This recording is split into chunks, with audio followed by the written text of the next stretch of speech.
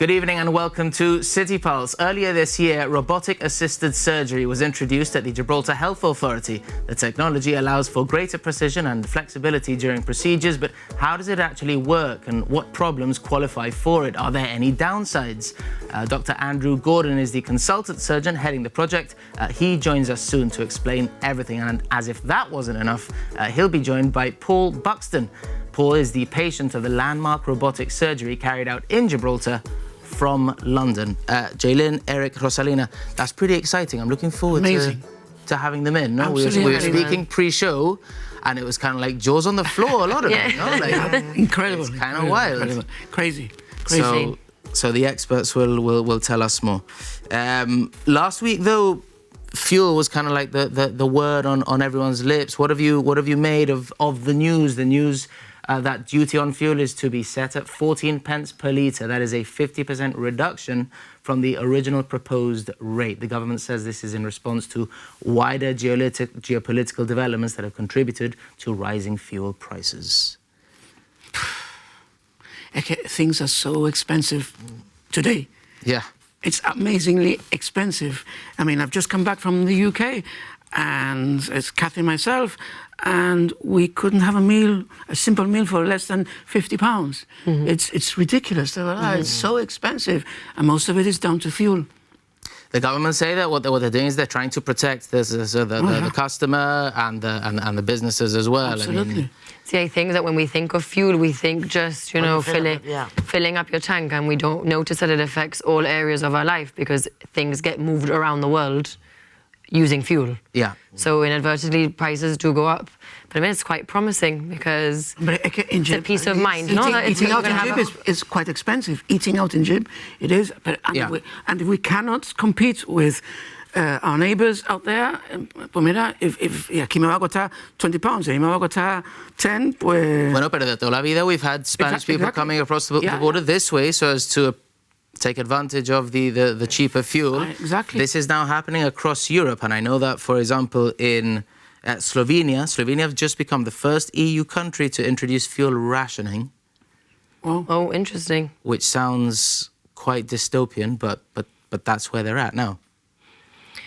I think we need to... We live in a world where it's run through politics, and the geopolitics does influence us. So, I think it's good that we actually know where we're at in terms of fuel prices rather than having these huge fluctuations. It's a nice guarantee that we know where we're going rather than not knowing where you are in your pocket. Rosalina, ¿esto qué? ¿Culpa Trump? Sí. Yo creo que sí. It's sad, no? It's sad. It's a disruption. The ripple effects, no? The ripple effects across the world. That nobody expects. No, it's going to hit you. Whatever decision is taken nowadays in the other side of the world will affect you directly. In the end, it affects you directly. Yeah. Como ya estamos viendo with prices and... Pero... Okay, Macron put it very nicely. Macron said that Pero we dilo cannot... en francés. No, I can't. Macron said... He said that we cannot depend on the mood of an 80-year-old man. And this person is a loose cannon. Like in one moment he'll say, oh, I love the UK. The next moment he'll take the mickey out of the UK. The following day he'll just say something else. And he doesn't have a plan. He doesn't know what to do. And all he's doing is making life so much difficult for all of us. Here, us, nosotros. And in the most powerful position in the world, too. Position in the world. And forget geopolitics. Here, Gibraltar. Mm-hmm. What it does down there affects us here as well. Yeah. Mm-hmm. Look, we're not at sort of fuel rationing levels yet, hopefully never. But is the rise in fuel prices, and Gibraltar obviously not immune to that, is it maybe a chance, or could we see it as an opportunity to develop healthier habits, use cars less, that kind of thing? I was listening to that on the news before, encouraging people to share cars and walk more. I think that's sono malissimo walking. In Gib, we're really bad for that. But not everybody can do that. I have to say that not everybody can do that. Yeah, for sure. I wouldn't be able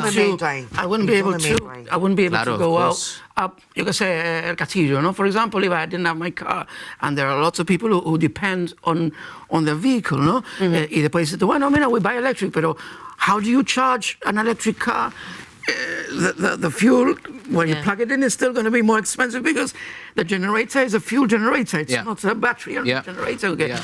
It's all a vicious circle. No, there needs to be the infrastructure first. See, but even so, I mean, you think that you plug in your electric vehicle into this socket on the wall, but the power comes from a fuel-generated generator. It's not battery. Though, that in terms of like moving around Gibraltar, like let's be real, like yo uso la moto para todo. You know, I'll get my bike to work, and sometimes it's just for commodity. I could have walked, and I notice it. I'm more conscious of it. I have to make my 10,000 steps today, and I'm in an active profession. But even still, I'm like, I haven't made it. 10,000 steps a day would be very good. Yeah. No, it's basically the bare minimum. That's what you should be walking every single day, 8,000 to 10,000 steps. Bare minimum. That's what every person should be walking, 8,000 to 10,000 steps. Apparently, don't quote me. Who's setting your goals? El Cahanglin Fitness. Obviously, other fitness trainers also available. Yes. Homer Simpson here doesn't agree with you. No, but let's be real. Tú vas a un Londres, ¿no? O a Pueblecito for the day in Spain. You're walking. That's true. You walk para allá, you walk and para you rack up 20,000 steps. Here, I get my bike to go to Ocean Village for lunch. I get my bike. Yeah. You know, we can walk. Yeah. We're just a little bit. I think we need to change the way we. It's one of the things that many of our visitors notice. No, they say, but why do people here use the car or bikes for such a short distance? Mm-hmm. Speaking of good initiatives, how about this? A youth parliament is launching in a first for The Rock. Young people between the ages of 16 and 19 are invited to apply to be a part of it. It's a chance for students to debate issues that are important to them and get exposure to parliamentary debate. So what do we think of this? Again, news last week. I for one, think it's a great initiative. Sure. No? Sure. Lo que nos faltaba ahora, los teenagers, ¿vale? A teenager giving them a platform to discuss. No, but mum and dad, exactly. Parliament. God forbid we shut out the next generation. I think it's a great idea. It is. Yes. Yeah. Get people communicating, talking. Exactly, put todo WhatsApping and so on. And now you have a place where you can actually talk sensibly and have a debate. And I'm sure it'll be structured. Yeah, you know what I mean. It will be structured in the House of Parliament. So it's going to be great. I would have loved that. Proper arena. I think I would too. Yeah. Well, in the US se lleva mucho eso, no? Like the debate team. Yes. Yeah. So I think but it's that great. gets quite nasty. That can get quite nasty. From what I've seen that's online. how much I know about the debate team, is that there is a debate team. But I can imagine it being, 16 to 19-year-olds very passionate in their opinions. And they get to choose the topics as well, which is good. So nothing... The criteria is that it's nothing contentious, so no sort of religious topics, none of that. Just but matters of sort of national and international interest, no? And so I suppose it's a good footstep to become lawyers. Exactly. Parliamentarians, politicians. and stuff like that. No, my exposed thing. Youngsters are that type of forum. Boy, so you start building confidence quicker. To talk publicly, challenge other people publicly. Bueno, cuando vienen para la casa y tú dices, no, esto no puede ver. Blah, blah, blah, blah, blah, blah, blah. Self-advocacy is huge, like being able to advocate for yourself as an individual is a huge skill. Yeah. So anything to push that forward, Mumina? Speaker of the House, Karen Harmadia Phillips, will chair the debate as well, so it'll feel pretty real. Yeah, that's cool. It'll feel pretty real. Is it just a one-off, or how is it going to work? I'm not sure, actually. I presume it'll become like an annual thing. So, yeah, it's kind of like it's open to the floor now. People, just trying to sort of gauge interest here. So, when is the deadline? Is the 24th of April for anybody wanting to apply. Okay, so first of all, it seems to me as though there's kind of like less and less room. Blame social media, I'm not sure who to blame, but there is less and less room for debate. No, it seems as though you're Eric, either with or against me. Y punto. Totally. You know what I mean? Whereas maybe back in the day, there was more space for healthy debate. Absolutely. As in, you could have dinner with someone who was politically opposed to you. These days, you can't. You can't even talk about politics in a group of friends. Inevitably, hay alguien que es very strong pro this party, y a lo mejor hay otro pro that, y amongst the friends, no se puede hablar de política porque esta persona y esta persona se van a pelear. Okay, there's no nuance, there's no middle ground anymore. It's Not at all. No hay, yo qué sé, no hay esa gana de hablar, to understand each other, to respect each other. I don't have to agree with you all the time. Why should I? And why should you agree with me all the time? Pero let's talk. Why not? It's good to talk. So I think that's what's happening in Gib in a lesser way, creo yo. Que it's the same that's happening elsewhere, in Europe, in the States and everywhere else. Está todo como polarized y absolutely. That's the word. Totally polarized. Totally polarized. And so I'm going to polarize two of you. We're going to have a debate here on City Pulse. Vale, Rosalina, you are the judge. You are for, and you are against. Vale, you have to put your arguments to each other. The new Gibraltar sign at Campion Park. Okay. All right? For. Go. Pues mira, I think that we live life on social media, and I think that why not? Why should we not have a sign? Should I take some nice photos with it? Instagrammable. Está hablando tontería, ¿eh? I'm sorry, pero está hablando tontería. You put me on the spot. Está hablando tontería porque it's the wrong color, it's the wrong place, it's the wrong size. ¿Quién se va a tomar una foto ahí? ¿Quién? Pues people dressed in green. I think it was very fitting, Campion, greenery. Why green? Parece que estamos en Andalucía, because all the places in Andalucía, they're all green. Yo no he pensado en eso, actually. Gibraltar in green. And why is the Amsterdam sign? Yo nunca he ido a Amsterdam. I love the concentration of Rosalina's face. She's like really taking in both sides. I don't feel like talking about this anymore. Block. Rosalina, our winner. Venga, dilo, Eric. Venga, dilo. No. Lo que pasa que, en verdad... Not even she wants to take sides, Wait. Your speaker of the house. Voy a decir mi argumento, ¿vale? Eric, lo que pasa que was more forceful in the way that he came across. Uy. Y Jaylene parecía que no estaba... She didn't really believe what she was saying. Como she didn't really, come she on. didn't agree that it was green. There's not much. That's how it came across. I think deep down she's anti, maybe. No, I'm not anti. I don't feel that passionate about it to have a debate. I think it's a lovely sign. Hadn't thought about the green concept. Yo lo que me quedé es que no. I was just acting, by the way. For the record, I was acting. Why there? And why in green? And why not in this? It doesn't mean because that one is there that they can put another one elsewhere, ¿no? Porque ya se va a ser único. Ya era todo como, why there and what not at the frontier, east, ¿no? Como Hassan's, ¿no? Por ahí. Eastern Beach. Pero ahí pueden poner otro, ¿no? I don't know. Es como, honestly, make a big fuss. That huge roundabout over there, like at the end of Devil's Tower Road, I think they should commission someone to get like a nice sculpture done. Lo veo. Because it's so big. I'd ask the question, y lo que pasa que por casa de where it is and the amount of traffic no quieren hacer algo que no sea... Sí, but you can do like a line sculpture better. Lo veo. Como así. Logo the City Pulse, vamos a poner ahí. Food for thought. The 24th of April is the deadline for that youth debate society.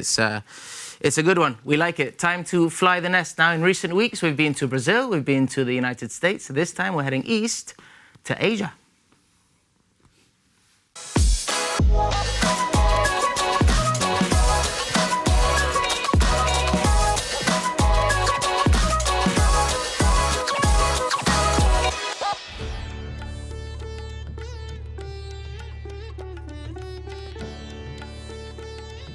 I'm Joel Richard Williams. I am obviously from Gibraltar, si no lo tenía aquí.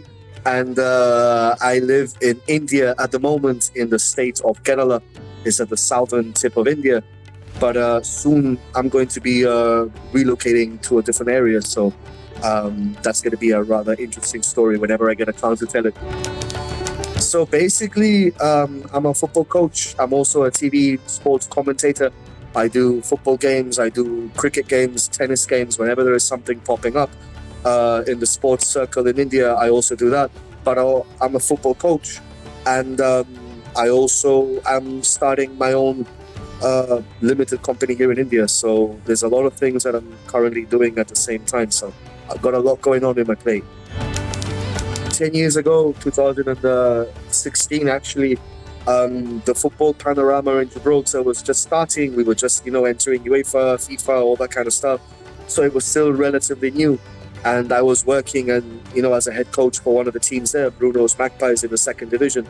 And then I joined Angels and all that kind of stuff. So I was doing a pretty good job, because otherwise I wouldn't have been approached by an Indian team to come to India. They were scouting for young coaches and young talent in Europe. It's quite interesting the way that I got to India, right? I mean, it was a 1 week thing. I got an offer on a Sunday.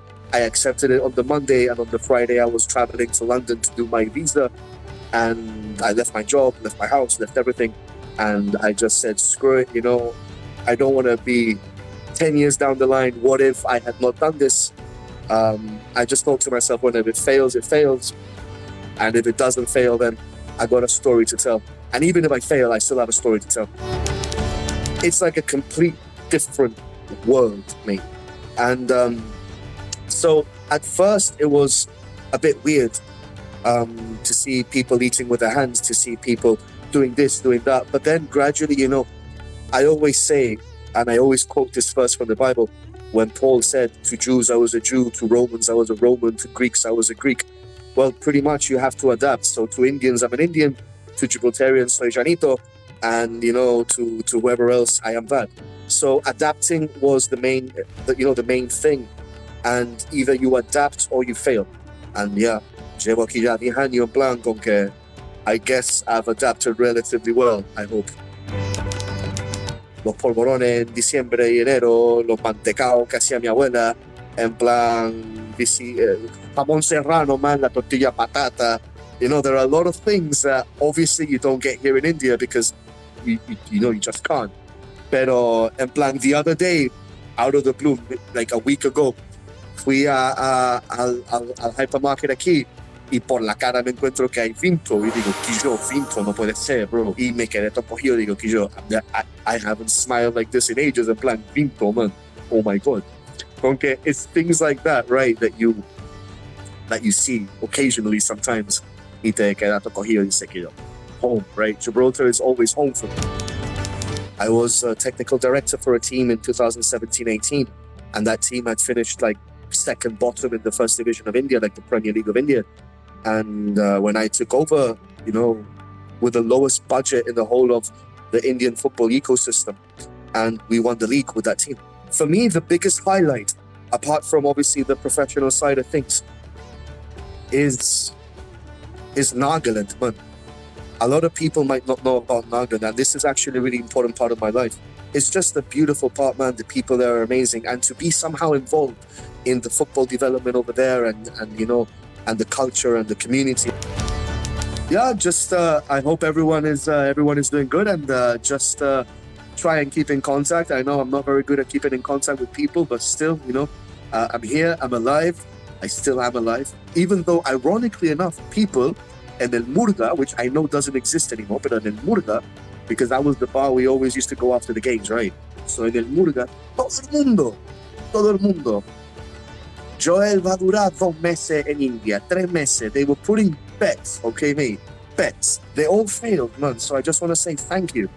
Thank you to all you guys in El Murga Plan for just egging me on and edging me on to become better and better and better.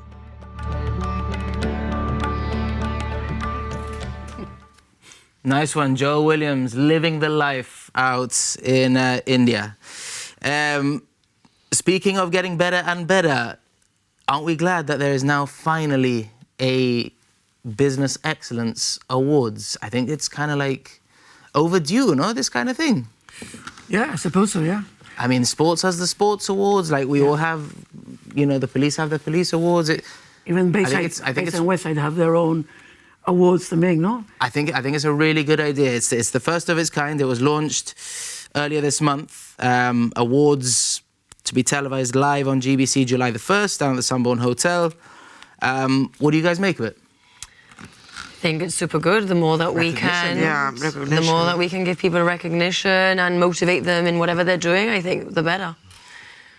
You see it the other way. And that competition is good as well, no? Yeah. You see it, people will want to excel in what they do to be able to say, get to a particular standard, awards, ¿no? Porque una vez customer service in Gibraltar, una vez, I was going to say, I think that these are the Government Excellence Awards, no?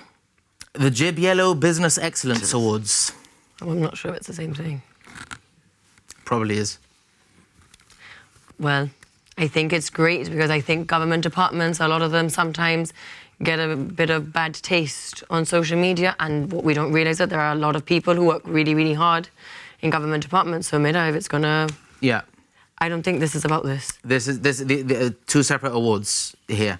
This is the Gib Yellow Business Awards. It's a private thing. All proceeds going to cancer relief. It is the first of its kind in that sense. And so basically there are different awards. One for best taste, another one for best retailer. Okay, then it's something completely different. Yeah, best store design, best customer service, and best hidden gem. I can't say, but I know who I'm voting for hidden gem. Who? Venga. No, I can't say it here. I can't say it. I know. I'm not allowed to say it. But I think it's great, no? I think it's great. I think we have to improve up the game on customer service. I think we do something. You go away and you think, why can't we have this at home? No, I mean, I'm not saying that everybody it depends is where terrible, you go, no, absolutely. Depends where you go. But hay una vez que va a un restaurant o bar o algo y dices tú, wow, I'm a paying customer. I'm actually paying for this. Yep. La verdad. So you can nominate for best taste, retailer, store design, customer service, or hidden gem on awards.gi. That is the website to visit, awards.gi. And it can be any businesses, not any that have been elected. Anyone. Okay. Anyone. And there are hundreds out there. Yeah, it's a cool idea. And Robin knows exactly who's going to vote for. Just for hidden gem. You know exactly. As soon as I saw the award, I thought, bang. We'll debrief after. And it's for any type of business. Anytime. Any type of business, yeah. So up your game, people. So all proceeds going to cancer relief, which of course is a great cause. Speaking of businesses, now Eric, you've been in contact with 2 or 3 business owners in recent weeks in the fight for accessibility. Yeah, well, yes. It started here, actually. It started in City Pulse. Sí. We were having a conversation. It came out. In fact, you were there. Robin la lía siempre. Yo no me quedo callado. And they heard what I said. At least 2 businesses heard what I said, and they called me and they got in touch with me and they made their premises accessible, which is absolutely amazing. Muy bien. Pero claro, one of them, a really big franchise. So here we are. What are we seeing here? This is the Churchill Arms, which I mentioned. Irish Town. In Irish Town, recently opened. Unfortunately, they weren't told to do anything for access, and they never did. Nicky heard me talk here, and he immediately, without telling me anything, he just did it. And then Kathy, my wife, passed by, lo vio, habló con él, and me pasé yo por ahí, and obviously it's good que they get the recognition. Again, business excellence. Yeah. They get the recognition for what they do. And the other one, and I think that you covered it on the news, the Barbary barbers in Varabeg. Again, I complained, and they heard, and they did it, and it's fantastic. And it's all about, I think when I was interviewed, I said it's about choice for a person like myself who are able to say, puedo entrar aquí, y puedo entrar aquí, and I have a choice. Si no puedo entrar aquí, y no puedo entrar aquí, and I can only come in here, I don't have a choice. This is where I have to go. That's not a choice. You know, it's a big story. I mean, I do not have the same rights as you and all your cameramen have in Gibraltar. I don't, because I'm not given the choice. I'm not able to go to places, and so on. Okay, it's a deep thing. It's not just about a ramp. People think, I get pesado get it with a ramp. So what are we seeing here? Hombre, this is the big franchise. a multi-million franchise, they go through the DPC, apparently the plans are approved, hay un escalón, 7, 8 inches tall. Not everybody can go over that. They've lost a lot of customers. I can assure you that they've lost a lot of customers, and they can put it right very easily. But it's not about putting a ramp. It's about going back to the DPC when you put in the plans. Vale? How did that get through? Exactly. So then is the next step, although look, we're saying more and more establishments, conscious enough. The next step. The next step legislation, no? is, sorry, no pun intended. I wish I said that. That there is legislation in place that says any new buildings must have, not that it's down to the discretion of the business owner. Absolutely not. It has to be law. But there are two things here. The missing clauses, the sections 13 and 14, que llevamos ya 9 years, in May, I say 9 years waiting for those clauses to be enacted in Parliament. Vale? The law is drafted, it's there, it's light, it's in grey, and anybody can go into Parliament and check that it's there. But it hasn't been enacted. In May va a ser 9 años, porque the Disability Act was enacted in 2017, 9 years. Pero there's been another. Previous to the Disability Act, governments have always used, or this government has used, the R document. The R document specifies about measurements and gradients for access. It's not as thorough as the other two sections, but there is something. Entonces, I cannot understand for the life of me, como tú dijiste, how did all these three, porque no es uno, no es Starbucks solo, Starbucks, Churchill, Burberry, barbers, ¿vale? How did it go through? Who's not doing their job? Somebody is not doing their job. ¿Y quién sale perdiendo? A lot of people in the community salen perdiendo. Yeah. And I think that I 100% agree with you that the legislation needs to be enacted. But I also think that when as a business owner, if you're going to open something, yes, there are people who need access on wheelchairs, but there are also people with visual impairments, there are people with prams. Precisely. That's why you need legislation. Exactly. That's why you need legislation. But also, tiene que salir de ti un poquito también. Bueno, sí y no, because not everybody is aware. No. Yes, not everybody is aware. Unfortunately, not everybody is aware. But that's Jalen's point, that it should be. Most should be aware. That's the Gibraltar I want to live in. The Gibraltar I want to live in is a totally inclusive society where people will say, espérate, tengo que ser esto because of, ¿no? Yep. No solamente disability, lots of other issues. 100%. Mothers with prams, the elderly. Hearing exactly, muchas cosas, ¿no? But we're a long way. And the only way you can get there is by legislation, because it starts in the planning permissions and that stuff. That will create an awareness. Yeah. Porque tú entras a un sitio and you will automatically go up a ramp, for example, and you won't even think about that there's a ramp. You just go in. And that is what legislation does. Yeah. Well, we can't overstate this, and hopefully it just increases awareness. Keep fighting the good fight. 100%. We have to wrap up part one in just a second, but before we do, we'll do this quick fire, ¿vale? Just because I'd like to give a bit more time to it, pero bueno, time is of the essence. DPC proposals, there's been a couple of big ones in the last sort of week or so. The Mount, a beautiful area. What do we make of the Mount, set to become like a boutique hotel? Is that right? What do you think? I would rather it be something else that what? That can be used. For the wider community to be able. I know it's quite small. I've been there ages ago, but I've been there. Pero que convert it into something that can be more used for the community. Para poder hacer, no sé, como recitals, small events. It's in such a beautiful area. Que una lástima que it's only going to be enjoyed by a few. And most probably not locals because it will be a hotel. Few. Boutique hotel, yes or no? I agree that I think it's a lovely idea and I can see it working, but I think that as a community, it's such a beautiful space. I think we should all be able to enjoy it. No? King of the debate, Eric, what do you think? I'm scared because I know it's not going to be made accessible. Oh, there you go. I know that for a fact. Que si heritage, que si you can't put this wall down, que aquí no puede poner un lift, que para arriba abajo, because eso sí, para heritage, un montón de laws. Pero for access, nada. Okay, I'm very scared. Whatever you do, I'm scared. It's not going to be accessible for all. Okay, and speaking of heritage, what about the proposed aquarium down in the Roja area? Yay, nay, somewhere in the middle? I don't know exactly where it's going to be, pero como sea abajo... Victualling yard, por ahí de... Victualling yard, I think it would be a nice place for the community because you can take children, you can take your family there and learn. There'll be educational sort of facilities, there'll be a cafe, soft play. Make it accessible. Yeah. Imperative. Yeah, I agree with what Eric's saying. But I have my thoughts on aquarium, but if you're leaning it more towards educational, absolutely, yeah. Like what's the animals? Is it going to be like a natural aquarium or is it going to be freshwater fish? Like good questions. Questions I do not have the answers to. More information needed there. Yeah. But I see the vision.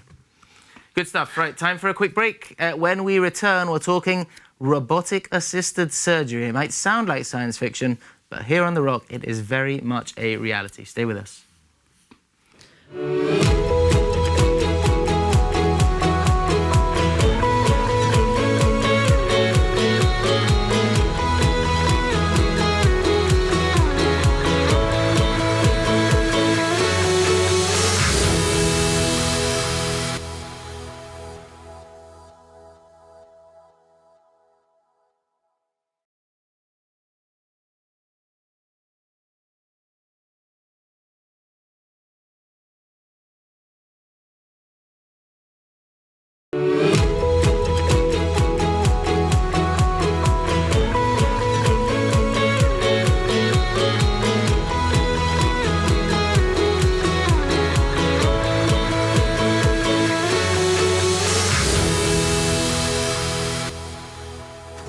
Welcome back to City Pulse. Now, earlier this year, robotic-assisted surgery was introduced at the Gibraltar Health Authority, a historic moment. And then, recently, Paul Buxton was the first patient of the landmark procedure carried out in Gibraltar from London. Delighted to say Paul joins us now alongside Dr. Andrew Gordon. Guys, hello, good evening. Good evening. How's it going?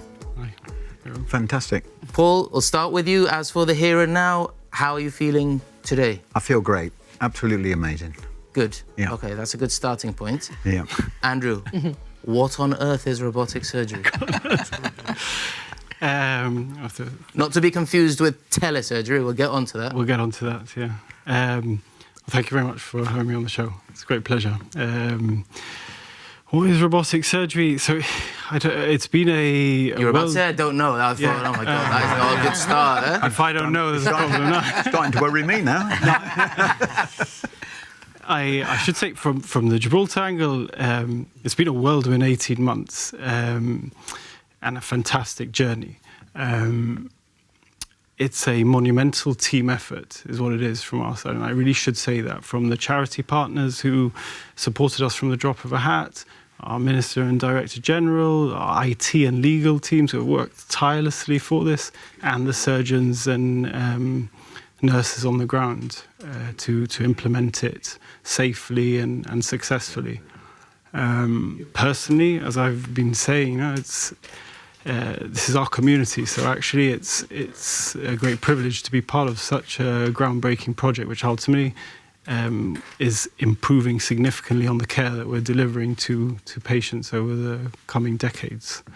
It's kind of wild. I'm sure I'm not alone here to think that like little old Gibraltar is so advanced in healthcare. What I'd say is that the robotic surgery is not a very new thing. It sounds very advanced and technical, but actually it's just the latest iteration to keyhole surgery. So brand new to us, but not... Brand new to us, but mainstay in the developed world, and actually probably for a lot of specialties like urology and in bowel surgery and general surgery, it's becoming the norm and the mandated approach for operations. So rigorous training. Obviously, you're one of 5 general surgeons at the GHA. Just talk us through the process of it? Because again, this is. I like this movement. And You're a robotic surgeon. Does your history on the PlayStation leave you in good stead, like en serio? Totally. I'm glad you think I was good at PlayStation. But no, yeah, look, it's robust training. As I've already spoken, you go through surgical training in the open approach with your hands, then to keyhole with the sort of instruments that are used by the patient bedside, and then this is effectively the latest iteration of that, where you are controlling robotic arms that are plugged into the patient from the bedside, or in the case of telesurgery from afar, but through a console which is connected to it. And the vision is much better. It's 3D vision. You're much more precise in your movements. You're able to perform much more complexities within sort of where you're working.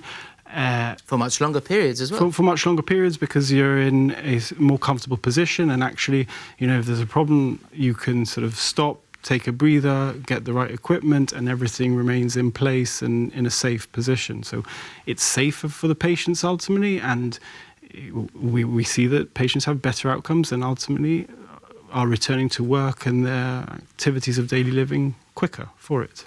You had an anecdote for us earlier on in the green room. Tell us about that, about when perhaps surgery goes slightly wrong, and then what? Yeah, totally. So surgery is complicated, and sometimes there are unpredictable events.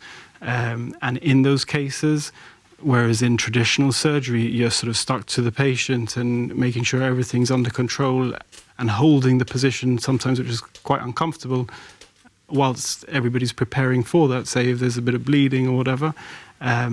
With robotic surgery, once you step away from the console, everything freezes in that position and remains in control. And so you can take a breather, everybody can get to pull themselves together, get everything that's needed, and then plan.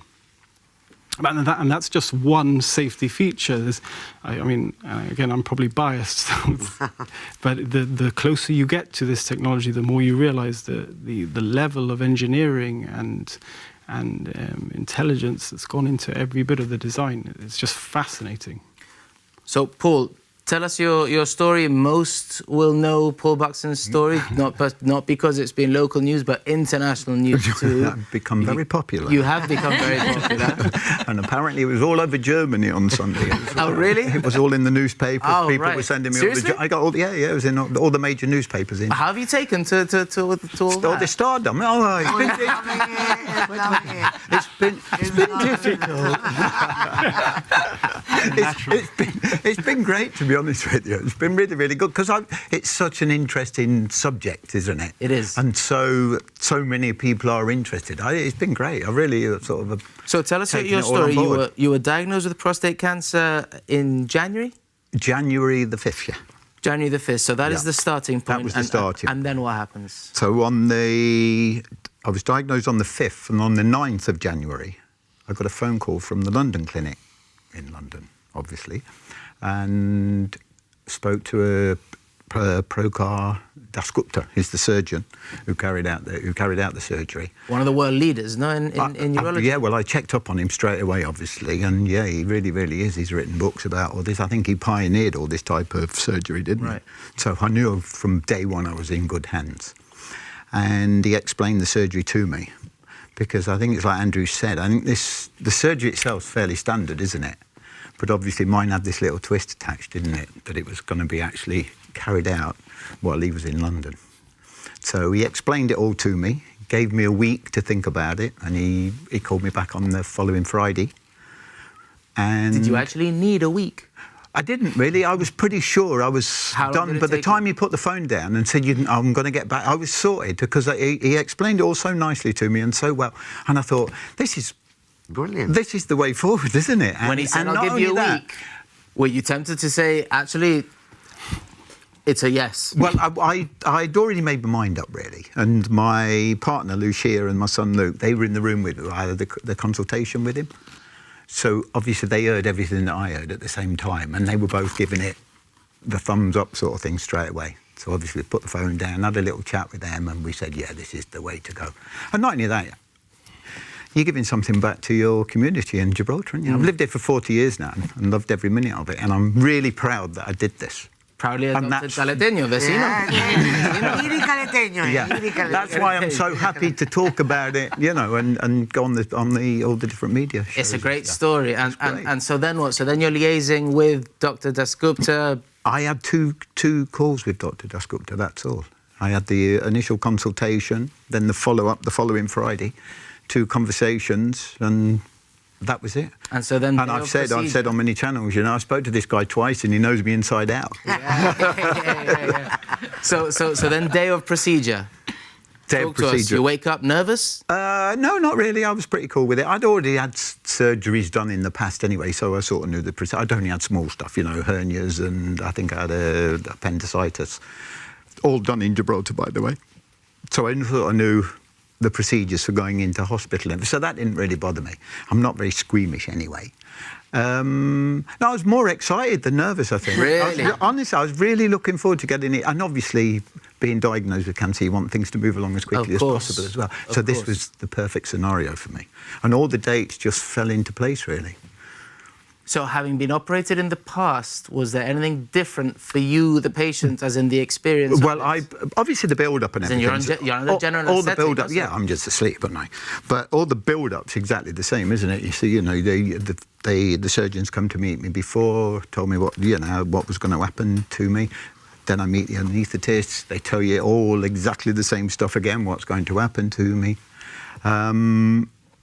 So yeah, I mean, really, I knew what going into surgery was like for sure, but obviously, the rest of it was in somebody else's hands, and I was asleep. So, but I was really looking forward to it. Andrew, talk about engineering and intelligence. This surgeon was nearly 2,500 kilometres away in London. It's mind-blowing, isn't it? It is. And actually, I have to say, when I was in the room watching it myself and the other 2 guys that lead this project, James Allen and Hamish Thompson, we were sort of... It's quite emotional to see the build-up of the last year manifest itself with a surgeon not in the room operating on a patient, and so safely and precisely. With such a good patient. Yeah.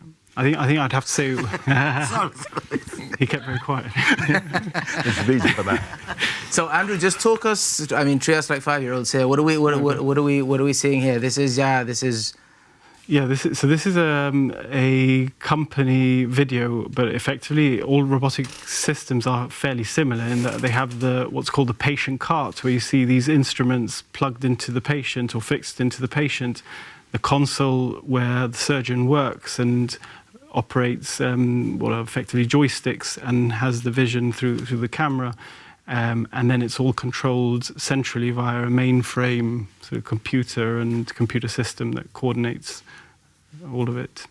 And then with the telesurgery, there's the added telesurgical tower, which then has the internet connections and whatnot that go out towards wherever we're plugging into. Probably a silly question, but you could perform the surgery in your pyjamas if you wanted to. Well, you could perform your surgery in whatever clothing complies with the infection control in your... As in, you wouldn't need the full... Correct. You don't need to be scrubbed up in your surgical gown. In fact, you scrub up to get the access and put the ports in place and everything in place, and then you actually unscrub, and you actually have to take your shoes off as well, because the pedals on the console, you need to control them, and the shoes get in. Yeah, I didn't know there was pedals. Yeah, there's pedals as well. For Where would you guys be at with if it was proposed to you? Que te lo va a hacer un robot, basically. No, I think I would take the plunge. I'm quite brave for those type of things. But a robot with a surgeon behind it. Yeah, no, not like, I mean, we'll get onto AI. Yeah, no, robot. I think assistant.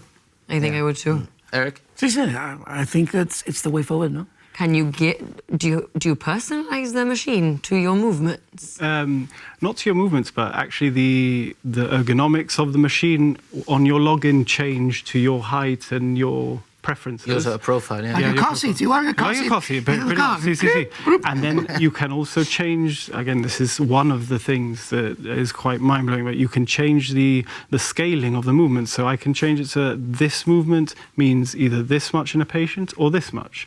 And so when you're doing the finer stuff, you can rotate it. And there's all sorts of really clever things that you appreciate more the closer you get to the machine. Paul, you had absolutely no qualms to when they proposed being the guinea pig. It was just... I don't like that. People, the guinea pig, it doesn't sound very, it's not very nice, is it? I was a clinical trial. I'd say we were joking that this, but it's true. Like one of the benefits of teaming up with someone, a global leader like Prokar Dasgupta, is that he brings a top level of professionalism and governance and whatnot. And we've adhered to the most stringent of standards, as you'd expect. And so what I think Paul received is probably one of the safest prostatectomies in history, because not only did we have a global surgeon performing the operation, that global surgeon said, I'm not doing this operation unless, as this is a proof of concept stage, we fly over the guy that I only trust who's from Brisbane to come over and sit beside Paul whilst we do the operation. And then all the infrastructure around it, like I say, all the legalities were mulled over, the IT guys worked tirelessly to make sure that these connections were all safe and they're ready to go. And what I think you'll see going forward, there's obviously the robotic side of it locally, which is, like we're saying, more mainstay and is just keyhole surgery, but more advanced. But the telesurgery will kick off in areas like this that are remote, even within the developed world, where it'll just become mainstay as well. And like we've spoken, the connection will not be an issue in 5 years' time. So we don't have to worry about strong or weak Wi-Fi. That's not a thing. I asked that question straight away. That was one of my first, on top of the list. Yeah. What if the Wi-Fi goes down? Or the other question is, what if there's a power cut, for example? There's a power cut. We got a backup. The power cut one is a question and a concern for the whole of the hospital, not just for robotic surgery. Keyhole surgery runs on power. ITU, life support ventilation and stuff, runs on power.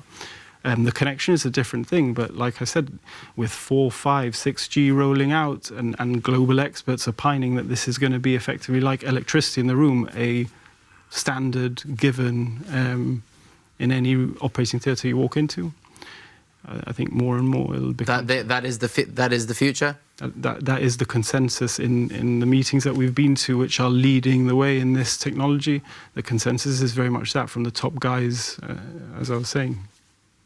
It's been like, apart from the procedure, surrounding what is a very serious issue, the media attention has been something that you seem to have you've just sort of like soaked it all up. I'm a natural. Honestly, it's just brought such a smile to so many people's faces. Because it's been so exciting, isn't it? I mean, from having been given a disaster on the 5th of January to now, it's amazing. And I feel so well as well, that's the other thing. Like I was saying earlier, I've had traditional surgeries in the past and I felt terrible after a couple of them. This one was completely different. Obviously, this was keyhole, like we say, keyhole's the new thing, which I'd never had before. But compared to previous surgeries, this was I actually asked Andrew, when does a minor surgery become a major surgery? Because it didn't feel like major surgery. Right. Do you know what I mean? So when this story did explode, say a month or two ago, I remember calling you to reach out to invite you on the show. Yeah. And one call missed, second call missed, and I thought, no, I'm not going to be able to get through to him. And then eventually you call back and then, sorry, I've been swamped by the world's media. It's been mental. I've just had an email now if I can do a live show in London over Easter for BBC, for a morning programme. Goodness me. Do you still make your own cup of tea, or do you have staff? I'll have staff by then. Don't worry. Easter's a long way. So what about the plans for expansion here within the GHA? I think there's a lot of exciting opportunities on the horizon, and this, to me, is an inflection point in the way we deliver care. Like I said, and Paul's testament to that, robotic surgery in general gets patients off the bed and back to normal life much quicker. And so it's going to become the accepted norm throughout the surgical operations that go on in Gibraltar, in terms of future opportunities. There are all sorts of cases that we send off to the UK that we could potentially repatriate, such as prostate cancer operations, but there's gynecology, there's various other specialties that's a possibility. And I mean, this is wherever we want to take it, but what's really exciting is that this is it's positive news, and it's interesting, intriguing, and potentially Gibraltar could be, or we already are, at the cutting edge, delivering this sort of service or models of how future healthcare can run. And I know that sounds really futuristic and optimistic, but it's actually true. We travelled to the conference, myself and James Allen, where we thought, well, we're just, we've already done a couple of cases of remote surgery, but actually we were in the room and no one had gone through the struggles we had in terms of the legalities, the IT, everything else. And so we are in quite a fortunate and exciting position, and a test bed for these sort of opportunities. Are there any downsides? Oh, for sure. No, I think everything has upsides and downsides. No, there's a lot of work that goes on behind the scenes to get this off the ground. There is always concerns about, like the obvious one, the elephant in the room. What happens if the connection goes down and the surgeon in the UK cannot continue his operation? And there needs to be protocols in place for that. And I'm not trying to sound blasé, but I think as time goes on, this is a dynamic process, and eventually we're going to arrive at a period in time where it's quite normal and accepted and everything's fairly run-of-the-mill. I wonder if you'll miss the intimacy of old-fashioned surgery. Well, one of the jokes is that sort of the fellowships that are going to be required going forward, or that the advanced training is going to be in open traditional surgery, because no one's going to know how to do it. Yeah. And it's But true. you've been a surgeon for how long now? About 10 years. So that's a decade of experience, which now kind of changes substantially. Yeah, totally. And I've gone through having the open experience, the keyhole experience, and I enjoy all of it to the same amount. But the precision and the care that you're able to give with robotic surgery is significantly better. And so that's why, for me, it's quite exciting. Jaws on the floor, this is some crazy news. It's impressive. The thing is, like when you asked before, would you do it? Would you also go through that same? No? And I was very quick to say, I think I consider myself brave enough to do it. Pero claro, now the more people have it, the more confident you become, no? Mm-hmm. Ahora, por ejemplo, Paul, a person that you know, a person that lives in the vicinity, no? Mira, se la ha hecho. You see the fame that he's got, you think? I'll be soon moving, I think.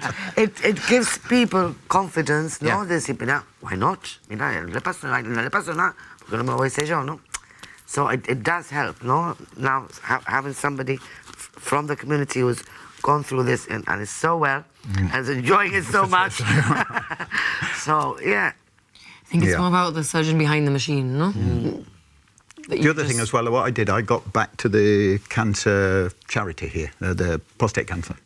And I said to them, look, if anybody's got any concerns about it being so new, please pass my number on, or my email, or my WhatsApp, and I'll speak to them and talk to them. And we've had 3, and I've spoke to the last guy who had it done. Oh, really? He phoned me up and he asked me about a few issues that he was worried about. And regarding your treatment and stuff, where are you at now? Are you? I had another PSA test yesterday, so I'm 6 weeks. 6 weeks tomorrow. Okay. I had a PSA test yesterday, and I'm meeting with James Allen on Thursday, and amazing. That'll be my last. Well, but the follow up from the surgery, so it'll be on Thursday. A happy ending, man. That's a nice story. I think that's one of the important things to say, that whereas in the local side of things, for example, you get bowel cancer, you come, I tell you got bowel cancer, and I say, I'm going to operate on this date, and we're going to treat your bowel cancer. In things like prostate cancer and some of the other gynecology cancers, which used to go off to the UK, what you see now is, it's just so incredible that Paul sat down, was told, you have prostate cancer, we're going to treat this on this day, rather than we're going to send you off to Guy's and St. Tommy's into the NHS waiting list. Here you go, and it's still a robust process, but it's just so much more satisfying. I could still be waiting, couldn't I? Yeah. Waiting for the appointment to go and have the surgery. True. You know, and when I'd got there, I'd have been there for 3 weeks, I presume, because I had a catheter in for 10 days or 14 days. And so, yeah, the chances are I wouldn't have been operated on yet. And if I had, I'd probably still be in London waiting, carrying out my recovery. Yeah. So. Is it correct to say that not all is going to be telesurgery? I mean, you'll be able to do your surgery here from the room next door, wherever you guys in the GHA. Okay, it's not always going to be telesurgery, no? No, that's one of the... No. People might think it's always it's going to be for everybody all the time. No, I think that's one of the important things and why it serves Gibraltar so well, in that the stuff that we used to do locally by keyhole, we can do robotically, which is what I'm doing. But it also serves that population of people who used to go off to the UK to have their operation and have to recover there and go back for follow-ups and the costs involved in that. And like Paul is testament to this. Look at how amazing. He's just recovered and in the comfort of Gibraltar and your home.